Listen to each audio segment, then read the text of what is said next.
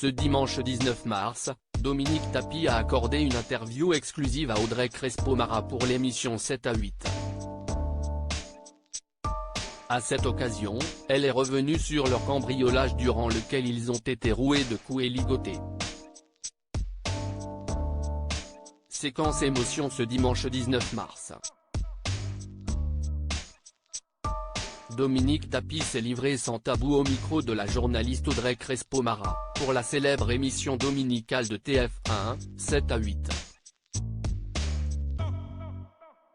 En exclusivité pour la première chaîne de télévision d'Europe, celle qui a partagé la vie de Bernard Tapie a ouvert son cœur. Femme de l'ombre de l'ancien dirigeant de l'équipe de football de Marseille, elle a résisté à son mari tout au long de sa vie. Une manière pour Dominique Tapie d'exister auprès de l'ancien homme d'affaires. Ce dimanche 19 mars et pour la toute première fois, elle a raconté la vie de Bernard Tapie dans son intimité. Par la même occasion, elle est revenue sur leur agression survenue peu avant la disparition de son mari en octobre 2021. Ils m'ont traîné dans toute la maison. C'est avec émotion que Dominique Tapie a abordé sa vie avec l'ancien député français, connu pour son fort tempérament. Si les premières minutes de l'interview ont dévoilé leur rencontre et le début de l'histoire d'amour, la suite de l'entretien prend une toute autre tournure. En effet, Dominique Tapie s'est confiée au sujet de cette terrible agression subie en 2021.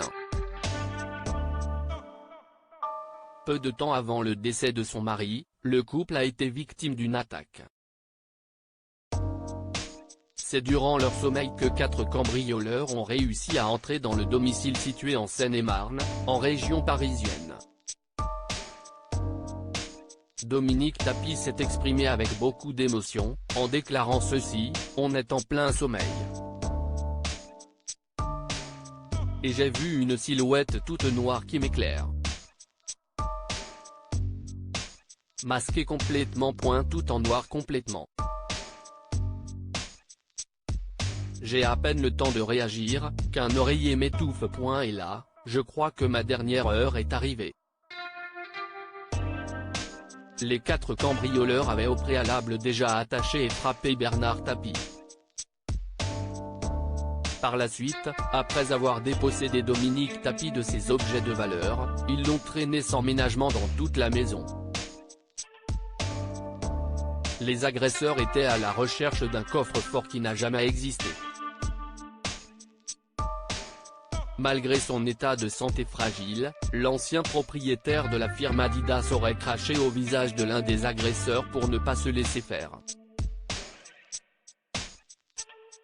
Une histoire qui fait froid dans le dos.